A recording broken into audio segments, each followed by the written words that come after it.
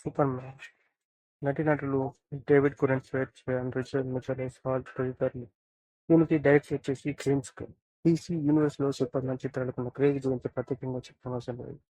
1948 నుంచి అలరిస్తూ బాక్సాఫీస్ వద్ద రికార్డులు సృష్టించిన ఈ ఫ్రాంచైజీలో తాజాగా సూపర్ మ్యాన్ మూవీ వచ్చింది. DC యూనివర్స్లోని ఫిల్మ్ సిరీస్లకు రీబూట్ వెర్షన్గా దీన్ని తీసుకువచ్చారు.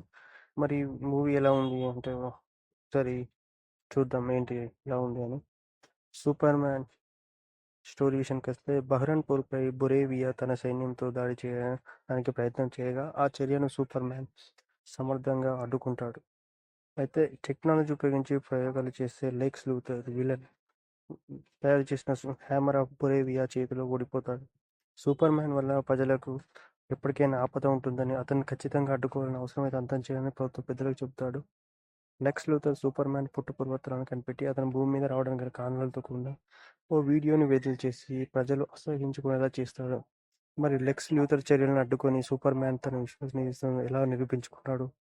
ఈ క్రమంలో అతనికి ఎదురైన సవాళ్ళు ఏంటి? వాటిని ఎదుర్కోవడంలో ప్రేమికురాలు లైస్ లేస్ ఈ ఇతర సూపర్ హీరోస్ చేసిన సహాయం ఏంటి తెలియాలంటే సినిమా చూడాల్సింది. ఎలా ఉందంటే మూవీ అధికార కాంక్షతో రగిలిపోతూ ప్రపంచాన్ని తమ స్వప్న పెట్టుకోవాలని చేసే దుస్తులను శిక్షించే సూపర్ హీరో కథలు మనకు కొత్తేమీ కాదు. ముఖ్యంగా హాలీవుడ్లో ఈ పాత్రలకున్న క్రేజ్ అంతా ఇంత కాదు. ఒకప్పుడు కామిక్ బుక్స్ రూపంలో ఆలోచించిన ఈ కథలు తర్వాత సినిమాలుగా, సీరియల్స్ గాను వినోదానికి పంచాయి. సుదీర్ఘ విరామం తర్వాత దర్శకుడు జేమ్స్ గన్ సూపర్ మ్యాన్ యాక్షన్తో పాటు వినోదాన్ని మెరుగించి అందించడంలో సక్సెస్ అయ్యాడు. సూపర్ మ్యాన్ను ఒకవైపు శక్తివంత పాత్రగా చూపిస్తూనే సగటు మనిషి ఉండే భావోద్వేగాలు రంగరించి కథను నడిపించే ప్రయత్నం చేశాడు. ఈ క్రమంలో ఆరంభ సన్నివేశాలు కొంచెం స్లోగా నడుస్తుంది. ప్రధాన పాత్రల మధ్య సంఘర్షణ మొదలవడానికి దర్శకుడు కాస్త టైం తీసుకున్నాడు అనిపిస్తుంది. లెక్స్ లూథర్ తను సృష్టించిన ప్యాకెట్ యూనివర్స్లో సూపర్ మ్యాన్ని బంధించడంలో కథ అప్పటి నుంచి కీలక మలుపు తిరుగుతుంది. సూపర్ మ్యాన్ కనిపెట్టడానికి అతను ప్రేయసి జస్టిస్ గ్యాంగ్ సభ్యుడు మిస్టర్ టెరిఫిక్ రంగంలో దిగడం, ఈ క్రమంలో వచ్చే యాక్షన్ సీక్వెన్స్ థ్రిల్ను పెంచుతాయి.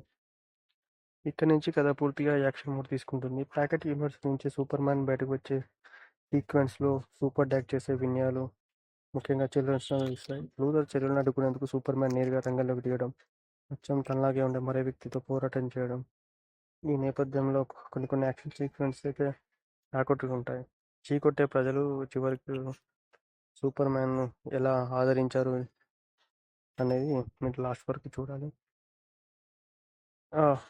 టెక్నీషియన్స్ మిగతా వారు ఎలా చేశారు విషయానికి వస్తే సూపర్ మ్యాన్ క్లెంట్ కార్క్ రెండు పాత్రల్లోనూ డేవిడ్ కురెన్స్వెట్ అదరగొట్టాడు. ఒకవైపు హీరోని చూపిస్తున్న మరోవైపు సగటు మనిషి ఉండే భావోద్వేగాలను చక్కగా పోర్ట్రేట్ చేశాడు. హీరోయిన్గా చేసిన రిచెల్ అందం అభినయంతో ఆకట్టుకుంది. లెక్స్ లూథర్గా విలన్ రోల్ చేసిన నికోలస్ న్యాయం చేశాడు. మిగిలిన వాళ్ళు తమ పరిధి మేరకు నటించారు.